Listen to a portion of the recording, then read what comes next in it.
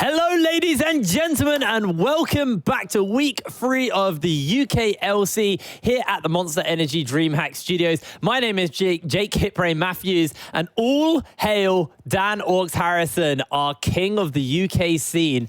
How does it feel, Your Majesty? Feels pretty good. I just want to say shout out to everyone who voted for me. It means a lot right here in the heart. I didn't expect it. Didn't really think I'd get that far, but a lot of people care, and I care about you.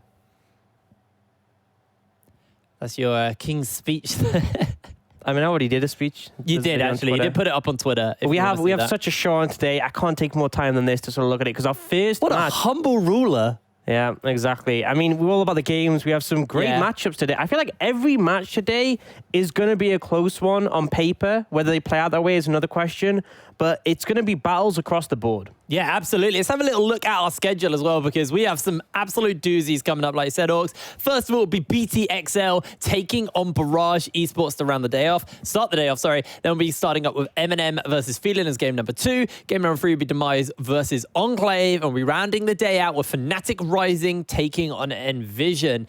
Now, this first one is going to be one I'm pretty excited for, because if we now bring up the standings, you can see that Barrage and XL are actually tied 4 points apiece here.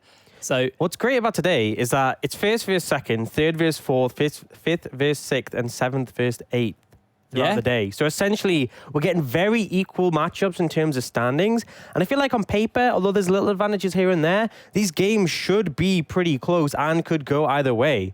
I mean, at the end, we have Enclave against Demise, which they're both on 0 points. Demise have made roster changes, but Enclave has shown little signs of something there. That could definitely go either way. M&M against Feeling, I think just some consistency issues, maybe some issues in draft as well that's plaguing them down. Yeah. Fnatic Rising against Envision. Fnatic we saw get demolished by XL last week. And this is a chance to bounce back, but Envision have been working it up. Well, that's the key thing, is Envision coming into the season, we kind of pegged as the academy team killers, basically. You know, these LEC sister team killers. If Envision win this game, they'll actually be tied with Fnatic in the standings within points. And, you know, it doesn't seem like it's completely out of the window. There's a very stacked roster for Envision. Fnatic, some weaknesses were shown versus XL last week. You know, you talked about this to me off stream, but on the way to the shop today, where you're saying, you know, Fnatic weren't drafting for lane priority, and Dan just couldn't do anything while he was getting invaded. So if Envision looked to maybe play around that potential weakness, unless Fnatic haven't shored that up, it could be an avenue into the game for them. Yeah, I think because obviously we've seen Fnatic for the most part, there have been exceptions, have leaned towards this more scaling style, which we have talked about. It is one of the ideologies that do function in this meta, because plates are worth less. You don't have to contest those early dragons as much. But the problem in that game is it was very clear that Dan had a good idea of how the early game would play out. He had great ward coverage to try and deny Tax's invade. But at the end of the day, they weren't able to find priority top lane. They weren't able to find priority mid, and it made no difference that they were aware of it. And it felt like for the whole game, Fnatic was sitting back and watching it just fall apart. And then when they finally decided, okay, we need to contest this, they were down in gold, they hadn't hit their power spikes, and they just ended up being unable to do so. So I think with some refinement, Fnatic can definitely come back. And we have seen in their other games, they are very much still a force to be reckoned with. But if any team is going to topple them, I think Envision have a good chance to do so. Absolutely. They obviously had a rough first week, but since then, week 2, 100% win rate, and they're definitely on the upswing in that regard, but they're not flawless. We saw their game against Feeling, a couple of mistakes coming out from the bot lane in particular. Yeah. Getting 2v2 killed. Well, I mean, you say 2v2 killed, essentially just Jack Spectre just styling on them. But, you know, it's two teams that have definitely got some issues with them, but we had a huge expectations for coming in and have a chance to redeem themselves. But we've talked a lot about all these different matchups. I think the big one is obviously our first match. BTXL against Barrage, both 4-0 undefeated in first place, tied. This will decide who's at the top of the table. Yeah, absolutely. I mean, XL were able to beat out Fnatic last week. Like you said, it was pretty one-sided as well. How are we feeling about Barrage coming into this game? Because Barrage also 4-0. Have they had a good run? Are they looking strong, or is it has the kind of the draft of the tournament favored them so far? So Barrage have looked good. I think it's not flawless, but they are looking very convincing. I think the things they've done good at is the fact that their mid-jungle have been really on point in the early game. Sybil, in his first game, I was a little bit questioning his aggression because it seemed a bit too far, but he's really been on point since then. Top lane, Flares has had some moments, but also some games where he's not really had too much of an impact, but that's top lane. That's just how it is. And I think the big thing has been bot lane, because I think Kevo in particular, because Hado has obviously had a storied career in the UK, and we've seen huge highs from him in the past. But Kevo, I was never really convinced by him. He had a good game when on hit Nico was solid, but his Aphelios has looked so good. And it feels like in the mid to late game, sometimes Barrage start to make mistakes, get a little bit sloppy. We saw that against Demise, but Kevo just doesn't really waver, and he is their insurance to win the game out no matter what happens. So I think they're looking good, but the big concern for me is that XL put on a clinical display against Fnatic. Their early game was textbook, and you can make the argument that Fnatic gave themselves a draft that wasn't really able to contest them, but XL definitely knew exactly how to push the aggression. And if they are able to implement that here, Barrage, although they're a smart team who can use map plays to try and find a way back in the game, XL are not a team to allow that to happen. The key thing it shows is XL's ability to recognize their opponent's weaknesses and then play towards their win conditions. If Barrage want to take this win and disrupt the XL's undefeated spree, they have to be squeaky clean here. Now we're into picks and bans. The Elise gets taken away, so no early jungle so far coming out from Barrage. An Aphelios ban will also be coming down there as well. Remember, since the last time we played in the UKLC, we've moved from 10-2 to 10-3, which means that we've had the nerfs to Senna come through, and Senna has been kind of useless since those nerfs. We didn't see her at all within the Nordic Championship the 2 previous days before here, so I don't really think we'll see too much of her, because Deadly was really, really loving the Senna prior to 10-2. Yeah, her support role changes. She was buffed in the support role. 80 carry, she was nerfed pretty heavily. You just don't pick up nearly as many stacks,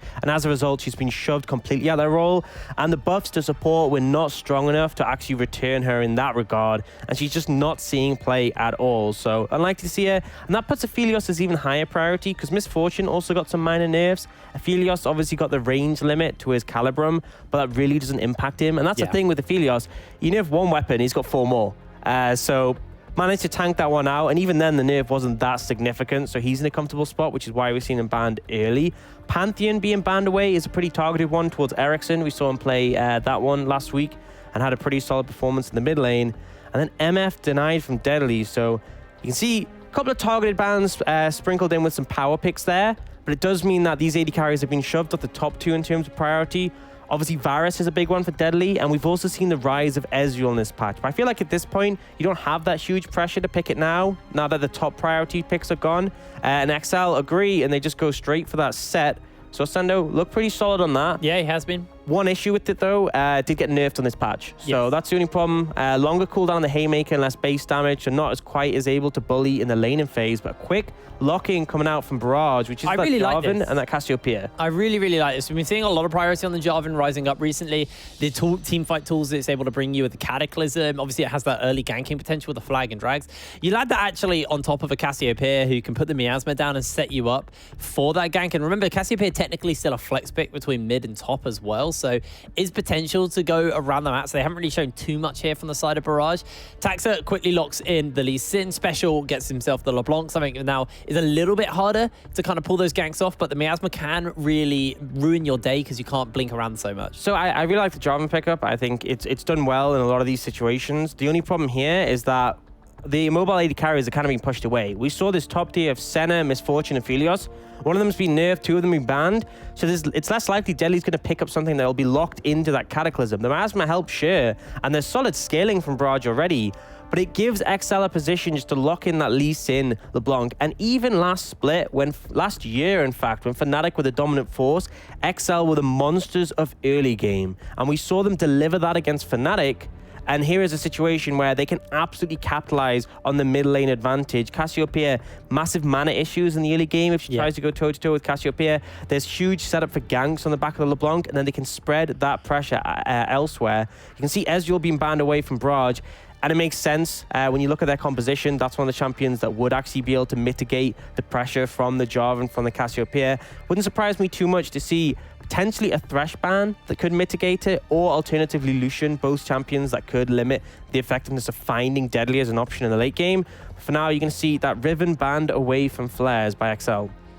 Yeah. along with that, Ezreal, like we were saying earlier. Now, Barrage, do they look just to pinch the AD carry pool as much as possible, ban away something like the Varus or something else, and then pick whatever they feel is left open to them? Really, really curious to see what they're going to take away here. Take away the Leona.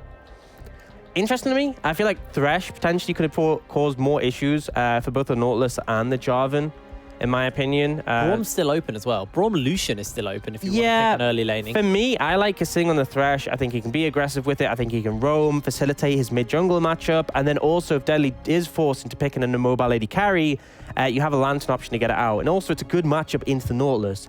Leona obviously is an aggressive pick and is strong on the current patch, but not too confident that that would be the pick they'd go for. Lissandra coming out, and this has seen a little bit of a resurgence. Does get played top or mid, so functions as a flex that can actually match up with that Cassiopeia. And the thing is, if they put the Cassiopeia top into the set, you could just farm that with a range advantage. And then Lissandra into LeBlanc is a favorable matchup. And there's also the fact that the Cassiopeia could just end up going in the bot lane. There's always this flexibility available. So there was a little bit of concerns with regards to that, but oh, there it is. End up paying off. Yeah, Sona top lane here for Flares. Now, we saw it a couple of days ago in the Nordic Championship. I don't think we've seen a Sona top so far in the UK scene. We've seen Soraka, but we haven't seen the Sona. Sona functions a little bit different from the Soraka here. You basically don't play top lane, is what we've seen from it. You just roam around the map and you look to play with numbers advantages, and you just deny your top laner from winning lane. Obviously, this does mean that Sendo can play for plates in that lane, and now it becomes a little bit harder as well to roam around, especially if you want to roam into this bot side, because you're roaming into a Rakan and a Xayah. Very slippery bot lane to catch with a lot of CC they can layer down, so Flares will be quite squishy on this Sona, and if he gets caught out, he could be really punished. This question is here, are you going to answer Special's pressure with a mid pick and put the Cassiopeia bot lane, or are you going to pick an AD carry for Kevo?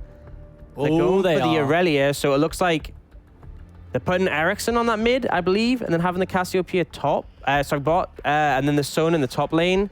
So this means that they can actually contest the pressure in the mid-jungle matchup, but LeBlanc is a good matchup into Aurelia. This is good for XL in that mid-jungle matchup. In the bot lane as well, Cassiopeia can't really go toe-to-toe with the likes of a Rakan, especially in the early levels, because you just don't have the mana pool to consistently trade. For me, this is very much BTXL having a huge pressure advantage in the early game, and we saw what happened against Fnatic Rising in that situation. Now, for Barrage, they have a ton of scaling, absolutely, on their composition with things like the Cassiopeia, the roaming Sona. But my concern, and also the Aurelia functions as something that can answer the set in the late game in the side lane.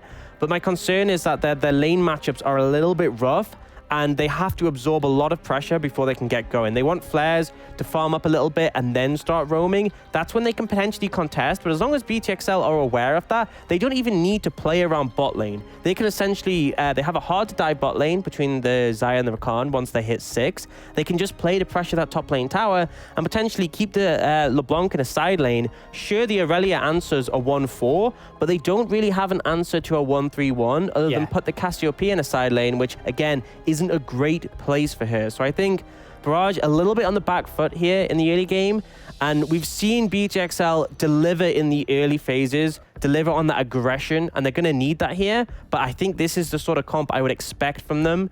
Barrage definitely leaning back a bit and going, look, we don't want to contest the early game, but we're confident when it gets a little bit later. The onus here for BT is from the early game. They need to make sure they win the early game, because like you hit on, the scaling is very much against them here. There is effectively a timer, and every time they take a dragon, every time they start to take these plates, they push and inch that timer back a little bit more and give them more space to work with. And it's not like their team completely falls off. Late game LeBlanc will be able to one-shot someone. Xayah is going to be able to kind of kite away, but the scaling isn't anywhere near what Barrage have drafted here. But we know that if you pick scaling into XL, Fnatic did it last week, XL will punish you. So it's on Barrage not to give too much up early here. Yeah, and it's knowing when to contest and when not to, and also having some form of resistance. So I like the fact that they still have this Jarvan who can potentially at least evade the likes of Lee Sin.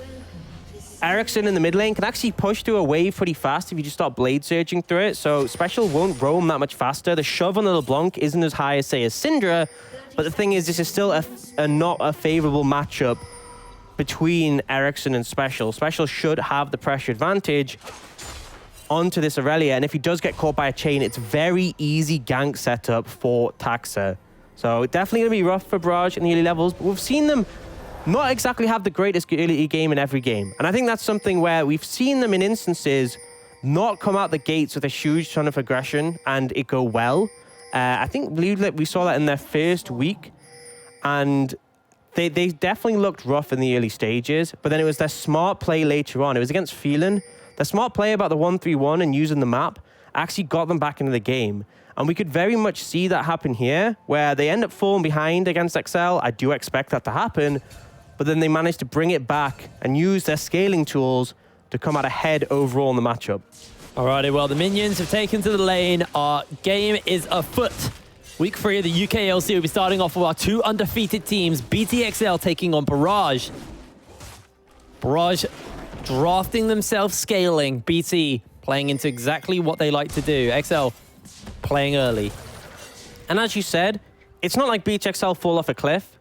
Zaya very respectable in the later stages. Set as well, a powerful tool in team fights. The Rakan on top of that.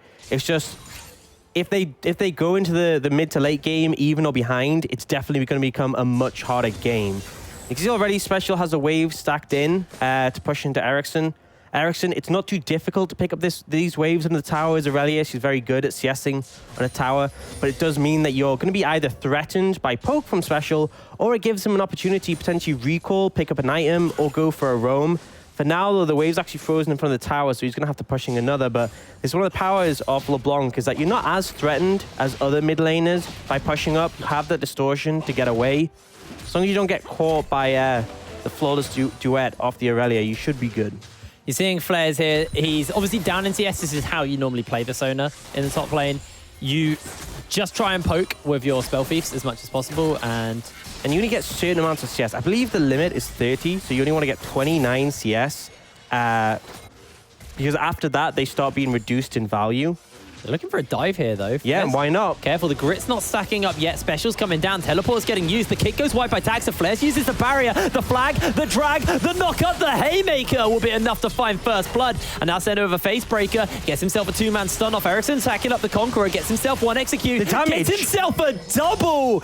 And BTXL, we said their early game was their strength, but they just get bit so hard for it. Double bust on Ericsson. A double kill for him. And it just crumbles for them. And it was micro misplays there. I got a compliment. It was a very early TP from Ericsson as soon as they saw the dive get started. But the critical thing there was Taxa missed the initial Sonic wave. That extra burst damage was not available from the Lee Sin, and as a result, Flare survived for a very long time on the back of that barrier, and it ended up tower hits were coming in, Ericsson able to stack up his Conqueror and his passive, and just able to win out the extended trade. So although this doesn't look like a huge advantage for Barrage right now, the fact that BTXL, we said they needed to come out ahead in the early game and they botched their first play, definitely not a good omen for the Academy side.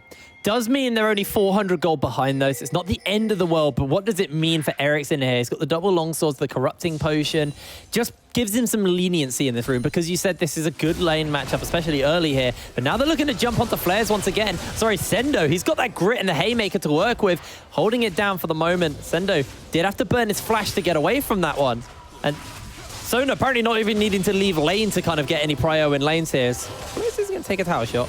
Yeah, it's a little unfortunate there. I mean, Sybil's able to pick up some of the farm here, which is obviously great for him because Sona can't take too much. As we said, there's a limit before the gold is reduced because of their support item. Ultimately, a little bit of a botched dive because Sybil just wasn't in range and went for the flash, but they put a lot of pressure on Ascendo. And as you said, the talking point is this mid lane matchup. So this is favorable for Special. The 2 key points is now Ericsson has double buffs. He has a ton of gold, so he's able to pick up the Thorin's Blade, double longsword, and Special does not have his ignite any longer. So that means it's a lot harder to threaten, and you can see Ericsson can just absorb any damage thrown on him, any poke, and he has the red buff to heal up, or his Blade Surge when he dashes through a minion will also heal him, and it's very hard for Special to put any damage on him that sticks while those double buffs are up. They have faded now, but he's still got his Corrupting Potion stacks, and then soon he's going to be 6 where it gets a little bit dangerous, and I love Sona. Yeah, that's a power of the movement speed. He did get nerfs on 10.3 to the self-movement speed a little bit, so a tiny bit slower. But still not really changed how strong she is. And it's Set. Set's not the quickest guy. He presses Q, he gets a little bit of movement speed, but Sona can just outrun him. Special is going to take a stun here, Ericsson. Now lost those double buffs. Special a little low on mana. Attacks are waiting in the wings. This Cannon's going to hold the wave back just a little bit, but now will crash up towards Ericsson. And we can see both the junglers on this bot side of the map here. So Special jumps back in, actually. Does get himself the chains off. Ericsson will be fine, though. He can catch this wave. This is him looking to reset the wave using his ult as well. He's not really in a position to make anything off this. Although he does look for a roam towards the top lane. I'm not sure how much you can actually do usually against Flares, but Flares is very down in XP. Obviously missed a big wave from that dive. And also the Sona tends to end up being starved out in XP. Oh, he actually spotted Taxa there. Yeah, so he's just going to get zoned out here from some more farm. And it means on the other side of the map, Barrage can go for the Dragon. Now, typically, this is really frustrating as a top laner. But as Sona, it's less impactful. You're not as reliant on the farm and the XP. Being that she is typically a support, she's not as gold reliant as other champions. So Flares does suffer, but his team gets something on the side of the map, and it's okay. And then a big talking point of these dragons as well. When you pick up as a dragon as the scaling team, it's buying you time.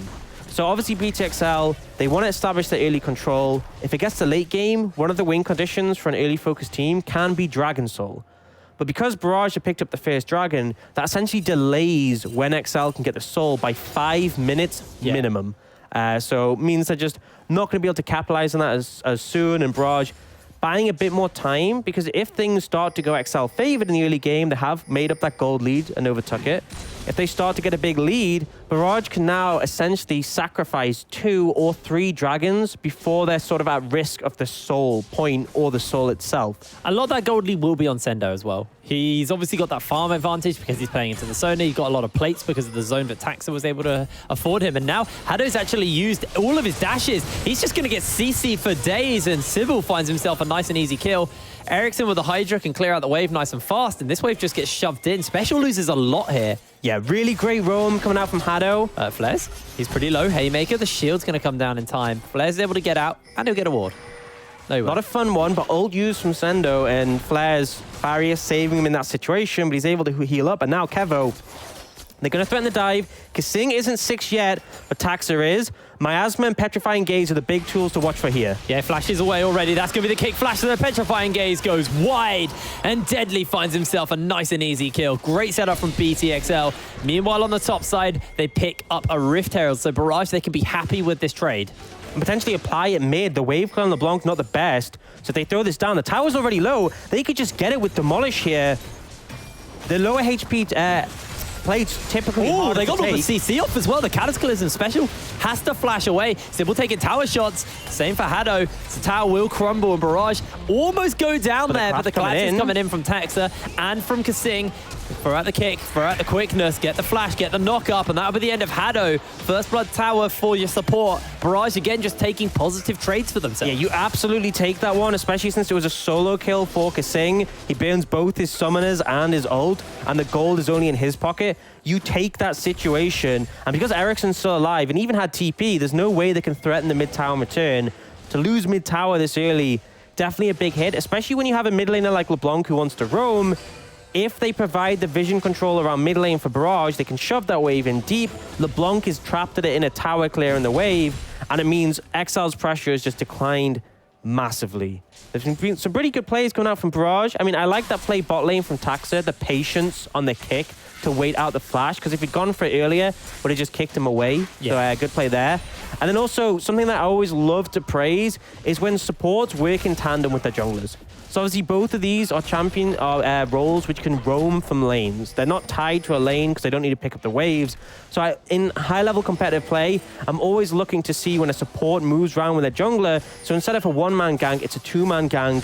You end up putting 3 members mid, and that was a difference maker because normally LeBlanc can escape a lot of situations, but up against the CC of Sybil and Hado, it just wasn't possible. So really heads-up play and showing some of the coordination that has favored Barrage so far in this split. And what's really, really key here for Barrage is they're matching XL in the early game. We talked about scaling so much in the pre-game. And we said the onus is on BT to find this early game advantages for themselves. And so far, they're being matched every time. Tit for tat. First tower blood goes down in the mid lane. Ericsson 2-0 now on his Aurelia. Flair's doing a good job just to hold this tower as long as possible, considering how much pressure has been put down in this top lane. Has almost lost his tower to Sendo, but almost expected in this matchup. Sendo actually flashing in forward here. Flair does have ulti, so can use the crescendo. The Haymaker's enough.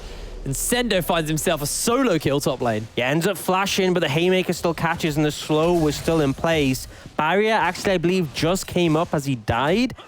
But ultimately, Flares goes down. Good solo kill from Sendo, and this is what you need to do to punish the Sona. But ultimately, Flares hasn't really roamed much in this champion. The Sona top isn't just picked for its laning powers. I think, as you can see, it's picked so that you're able to roam and move around the map.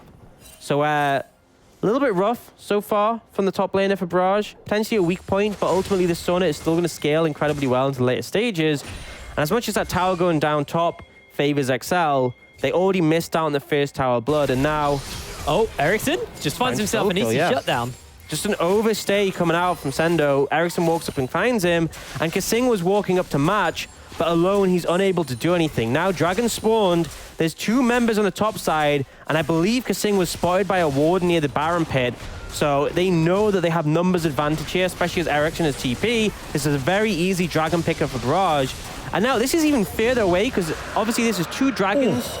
Infernal map as well for a scaling comp. Yeah, this is 2 dragons that obviously denied from XL, keeping them away from the soul. Ooh, but Deadly. It's also actually getting to the point where Barrage could get their own soul. Yeah, Deadly being threatened here. Yeah, he's going to use himself the Feather Storm early. Teleport's going to get used. Ulti for TP. Barrage just step away.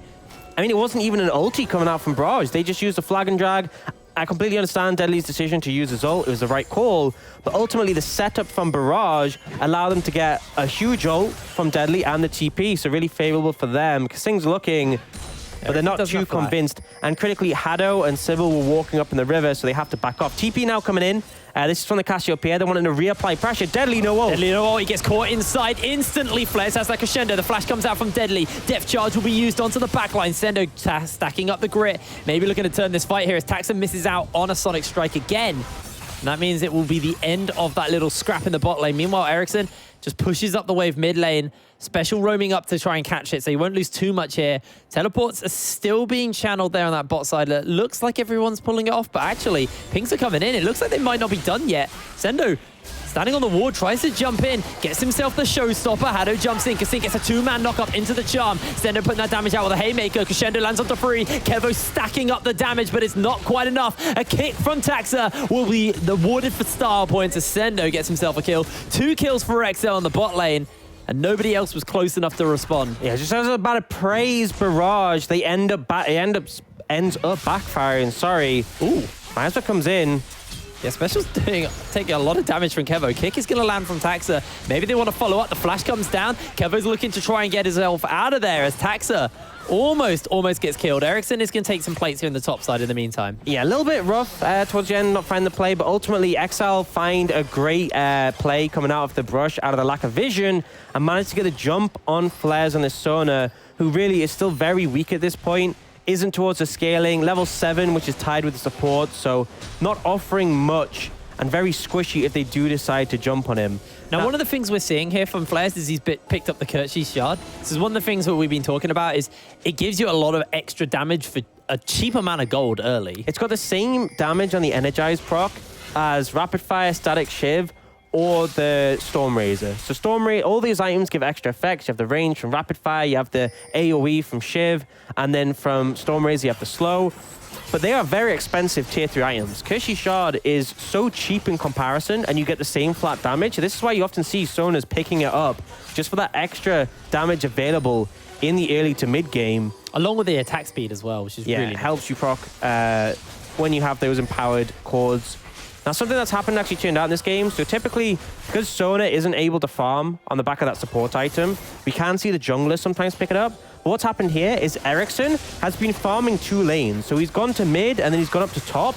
And what's really facilitated this is the lack of tower in mid lane. So because mid lane is such... Oh, hold my thought. Might see a contest coming in here. No, I think looks like they're just going contesting towers. Sendo's in the top side. No, bot lane, no tower, no TP available to him. But since mid lane's so deep, I think That's the reason Ericsson's able to farm both lanes, because if you look at the gap top lane and the gap mid lane, because that tower is down, he's able to walk up to top lane, clear out the wave like this, shove it up, and then by the time he walks down to mid lane, there's another wave set up that's been shoved in, and he's able to take that one as well. So both of these lanes being extended has allowed him to essentially farm them both. And you can see he's built up a massive CS lead over Special. And in fact, everyone in the game is down in farm compared to him. Even Deadly, who is notorious for claiming a ton of farm, has ended up falling behind to Ericsson farming 2 lanes. And it's put him in a position where he is so strong right now. 3-0-1, and then he has the Triforce and the Tiamat, but no doubt going to back here with a ton of gold in his pocket. And the game, I'd like to actually see how much gold people have at the moment, see where we're all sitting at, because it's quite hard to draw comparators of how powerful Sendo is in relative comparison to Flares, just due to the amount of CS deficit. So hopefully our observers can toggle the gold for us so we can see that. Thank you very much. It's a big lead topside, pretty much expected. A massive XP lead on top of gold lead. But look at the difference mid. Look at the difference mid. And that's the double wave farming, the 3 kills, and the plates from the mid lane tower in the pocket of Ericsson. And Special is on a champion where you need to have that impact early on. You need to be able to snowball. Otherwise, you Sybil goes in. Featherstorm gets used. Free cord inside. Kasing tries to get his way into that backline, but jumps in. Ericsson finds himself one of the Deadly already. The health bars are pretty low here, though, for Barrage. They're trying to run away. Flare's keeping everybody topped up. Sendo gets a massive haymaker off and a shutdown onto Kevo, but he gets himself a knock-up back in return from Sybil. Meanwhile, the rest of everyone else has peeled away. A 2-for-1 in favor of XL means they can be very happy with that. And Barrage maybe buying off a little bit more than they can chew.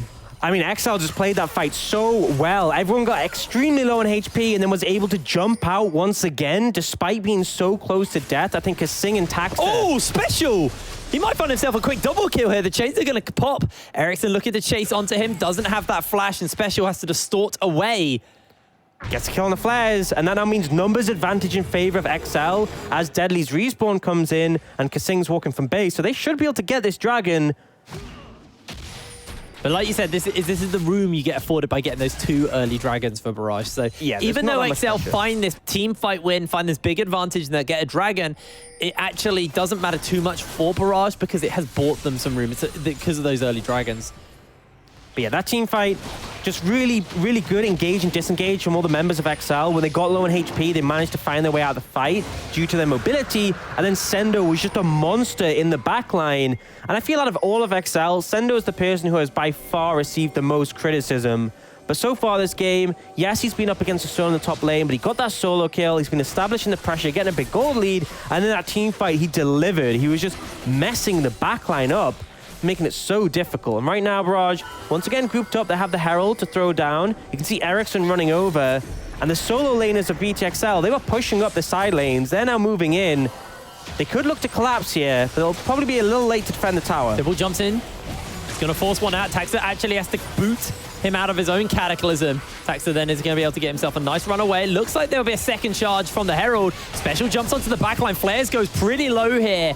He is going to be able to hold his life. In comes the Showstopper, the flash forward. A lot of damage is going to come out, and XL have already found themselves too. Kevo throws out the Petrifying Gaze onto Kasing to thwart him from stepping forward, but a kick from Taxa will land. Special distorts forward, jumps back out. Stun's going to connect onto Special, and the teleport's coming in for the flank. Barrage are being collapsed on all fronts here. They're trying to find the knockup. They're trying to find the flag and drag. Vanguard's edge gets thrown out by Ericsson, and now Sendo will get himself a kill onto Sybil. Nice and easy as 2 members of Barrage run towards a collapse turret, run towards their doom. Kevo getting chunked out everywhere. Into the alcove he goes. I don't know if he's going to be able to make this outplay work here. Special's looking for it, and he finds himself a nice and easy kill. Ericsson now looking to turn it around as a Sendo, but Haymaker will afford him a massive shield here. Ericsson, though, pretty tanky, pretty scary. Not going to find himself the stun. Has got flares at his back.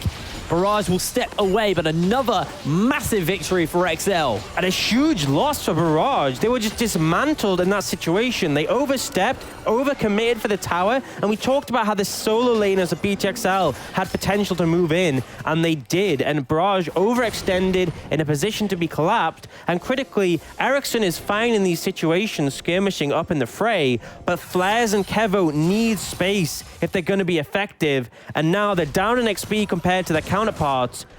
They're down in gold, and it's really not looking good for Barrage so far. The shining light is Ericsson, who is still extremely strong, picking up his second item, that Titanic Hydra. But the rest of them are really just not offering very much right now. And we talked about the scaling, but at this point, 3,500 down. XL have found their form in this mid game. And if they start to put the pressure on Baron, and they end up potentially getting it, maybe a team fight as well, and take out Barrage, that could just end up being game from there. So Barrage have to be a little bit more cautious. We have seen them in their previous matches make some mistakes around the mid game, particularly when they feel the game is going their way, which I felt like it was in this one. So a bit more respect to their opponents, a bit more cautious, and being conscious of what can happen when you get these flanks coming in from Sendo and Special, when you're attacked on multiple angles. Massive thing to note as well is actually XL didn't use many summoner spells for that fight. Flashes are pretty much up across the board. Kasing and Sendo used them previously, and they're about to get theirs back. Deadly obviously getting taken out of the fight pretty much instantly. He's now got his flash, he's now got his heal, he's got the Featherstorm. He's going to be hard to punish anymore. And that's kind of what Barrage have been playing around, is shutting Deadly out of the fights before it can happen. But the problem is Special and Sendo are still so strong, are such a nuisance, and Barrage unable to deal with them. Now you've got to worry that Deadly isn't an easy catch like he was in these previous couple of scraps. And now 4 members towards this bot side. Looks like BTXL are going to be able to get their hands onto this turret nice and easy. Flair's just going to try and catch the wave. Special just buying some time here in the mid lane, holding the wave away. Now he jumps forward. He's going to get stunned up by Ericsson. The chains will connect here. Has got the knock up from the quickness as well to follow. Ericsson going very, very low. Misses the Vanguard's edge. He has to flash away, but Sendo looking to chase him down. A lot of CC layered on, though. They get the depth charge off in time. The Crescendo's going to come down as well. A lot of damage onto Sendo, but he haymakers away to safety. Ericsson's being run down and shut down. Kasing finds himself that kill. Barrage just crumbling. And with Ericsson getting chunked out at the start of that fight, he is the only team fight win condition. Kevo and Flares feel borderline useless at this point. The tank Jarvan isn't doing much either. They need Ericsson to pop off in these fights if they're going to have any chance to contest. But realistically, you should not be fighting at this point. I think Barrage, you have to take stock of the fact you're massively behind. You do have the scaling, but for now, you just need to opt out. If they're doing Baron, sure, fight them. If they're not, let them do what they want. Dragon's coming up soon, leave it. It's a second, not a big deal. Even the Dragon after that one, you can potentially give over if you need some more time. You just want to contest some vision around the Baron area, and that is it. But they are trying too hard to keep themselves in this game, and as a result, they are falling away. They are now 6,000 gold behind, just They're shy going of. for Dragon. No reason. Ericsson's not even here. Sendo's here, though. Gets himself a face breaker off Kevo. Needs to throw out Miasma. Haymaker is going to do a lot of damage. Followed up by the Blade Cooler from Deadly. Flares. Going to have to make sure that Ericsson's not going to get caught out here. Second Dragon given over. Barrage, they attempted to steal it away. Well, attempted to get it sneakily. And now Hado take a lot of damage. And Hado is the primary warder. He is the one who has the Sightstone and can throw those wards down. So by chunking him out, it means they can move towards the Baron area, get vision control, and potentially look for picks. And this is just Barrage being greedy, unwilling to say, okay, we'll give something over to XL. For some reason, they're still committed to contesting everything. Just let your carries scale up. Let the Sona become relevant. Let the Cassiopeia get some gold in the pockets. Ericsson's getting collapsed on, gets himself the stun, the quickness gets used by Kasing. Jumps in, gets the charm, gets the knock up, the kick, the chains, and Taxa follows up. Easy kill for BTXL. Good play coming out from them to collapse on Ericsson, but it just feels like Barrage have started to get sloppy in this one. And that Dragon startup, they could have looked to contest the vision in their red side jungle, using that time, instead of going for that greedy play for the Dragon. You can see now, XL have looked for that pressure top, they're rotating mid, and this tower is going to go down as well. Barrage is unable to do anything, and you see, I praise Sybil and Hado moving around the map together, but now they're just running between lanes as they see XL take everything, and Hado gets rooted up. Sybil, not going to pull a trigger yet. Sendo also coming in on that flank. Miasma by Kevo means he's not going to be able to step forward. Ericsson's now alive, so it would be a little risky considering that you've got Special in the base. So BT look to spend their gold, get their items. You got the Luden's Echo, you got the Morello Nomicon on Special. It's the Rapid Fire Cannon, the Essence Reaver for Deadly. And then you just look at top lane. Sendo, Titanic Hydra, Triforce into Lichbane. And that is it for Kevo. Yeah, I mean, look at the goal differences. We saw a massive lead for Ericsson, although he's still ahead of his counterpart. You see Sendo is pretty close to catching up. Deadly's over 10,000, and it's the rest of Barrage that are really lacking. This Cassiopeia with only 8k gold. This Sona with less than 7,000. It's basically relying on Ericsson, and there's enough CC on the side of BTXL, particularly from Kasing, who's done a wonderful job of shutting down this Aurelia, and it just feels like there's nothing Ericsson can do. He's now going to sit in the side lane up against Sendo, where he maybe can find some advantages, but to be honest, when you look at the goal difference, it's unlikely. That's something there. Yeah, Axel does get the kick, but Sing stepping forward, pops the Shurelias, pops the quickness. In comes Sendo, a massive quickness. Petrifying Gaze comes down, and Sybil cataclysms no one. BTXL just demolished Barrage in the team fight as Sybil is being run down by Taxa. He has nowhere to go. 5-1 and 9 on the Lee Sin. This is BTXL's Nash. But you got to ask, why are Barrage even forcing these fights? We've talked about it for the past 5 minutes. They don't need to look for these. They're trying to force pressure on a Deadly, and the end result is just you give these great opportunities for BTXL to engage, and now they're going to get Baron. They have no chance to contest it. Ericsson's staying in the side lane. Hado is just chilling in the mid lane. But this was Barrage who instigated this, and that's been the talking point for this mid game. Barrage instigate, BTXL capitalize. This game could have been theirs if they had more patience, but ultimately BTXL, they found the windows that were given to them, and they put themselves into a sizable goal lead, just shy of 10,000. At this point, with the Baron buff, Scaling's never really going to have a chance to come in. They've already taken out all the outer towers around the base, so with this, they're going to look to crack the base. Barrage, probably going to contest them on this, because that's what we've seen from them so far. Probably going to go down, and the game will end there. It's so strange to see that Barrage with the Scaling comp won early, and then through in the mid, and now we're approaching this late game stage where Barrage just don't have control. They haven't afforded themselves to scale because they were just over-eager, over-aggressive, and it's really bit them now. There is a Featherstorm coming up shortly for Deadly. He held his flash during that last engage as well, so he's relatively safe considering everything here. And now Barrage, I don't know what their options are because didn't actually have his flash in the last engage. I think that's part of the reason they went for it, but ultimately the Featherstorm kept him safe, and now he does have his flash and the Featherstorm. Very little window to punish. I think you just wave clear. If you have to give up a tower, fine, but don't go for a fight. And the Petrifying Gaze ends up missing out there. Now. Yeah, I think mid tower is going to go down, mid inhibitor as well. Try and clear up the wave bot and make that all you lose, but do not go for a fight here or the game is just over. It looks like they're just moving over to clear out these waves in this bot side here as quick and as efficiently as possible. Petrifying Gaze still down for 2/3 of its duration, and Kevo getting chunked out by Special here. Has obviously got the healing from flares to make sure he doesn't get too low. And Ericsson's going to do his best to try and catch these waves, but the rotation from BTXL is now towards the top side.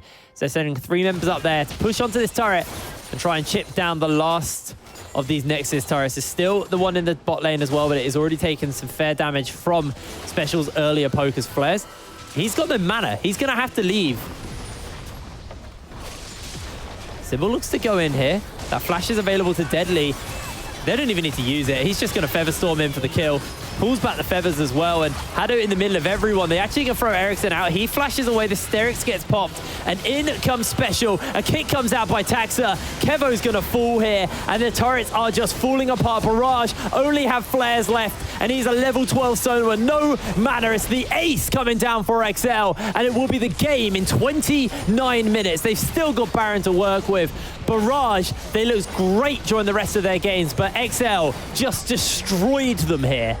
And it's XL capitalizing on the mistakes their opponents made. So I have to praise them absolutely for this. They did against Fnatic, who drafted not enough congestion in the early game. And XL, once again, show that you give them a window and they'll break the whole wall down. Yeah, it was just incredible play there by XL, because you have to kind of praise a little bit to Barrage here, though. That early game fight at the top lane with the teleport and their kind of management of Ericsson was great, but something just fell out. They were forcing too hard, and it just bit them. This is why it frustrates me so much. I mean, I sounded pretty critical in that game, but that's because they very much could have won this one. Their early game against XL full teams was great. Yeah. They coordinated well. They reacted to the plays. Yes, they started to slip up a little bit towards the later points, but they were doing fine. and they had Ericsson super farmed up. All they needed to do was to keep the pace slow, let Flares become relevant, let Kevo scale up, and they would be in a great place to take this game. But instead, they kept forcing. And when that stopped working, they still kept forcing. And it was the fact that they were looking for these fights on a deadly, and they failed. They gave over the Baron. And then, as I talked about, we were looking towards the Baron push, and I said, what I expect to happen here, they'll start a fight, they'll lose, and the game will end. And that's exactly what happened. You can give up inhibitors. It's not a great feeling to do so, but you know that you have to stall out for a better window. When your Sona's level 12 with one item, that is not when you're going to win the game. You need more time, and I think Barrage just got impatient. And it's something that did show up in their previous matches in their play. There was definitely games where they got a big lead, and they were like, game's over, let's just force as fast as we can. And I think this team are obviously... They're at the top of the table, bar XL. They've had a great first 2 weeks, but this is really their first massive failure. And I think they need to look back at it and say, okay, these are our issues. A little bit of patience, not there, just not respecting our win conditions or the opponents.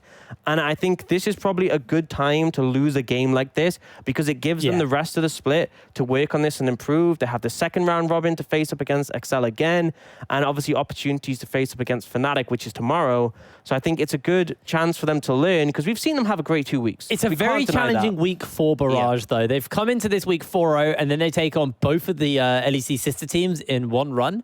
So unfortunately for them, it is going to be a bit of a rougher week. However, I think this is so nice to see from Barrage, though. Like, even though they lost this game, they challenged XL early. And I just go back to summer last split where they were just a submarine. They weren't a ship. They were at the bottom of the ocean. They just sunk so hard.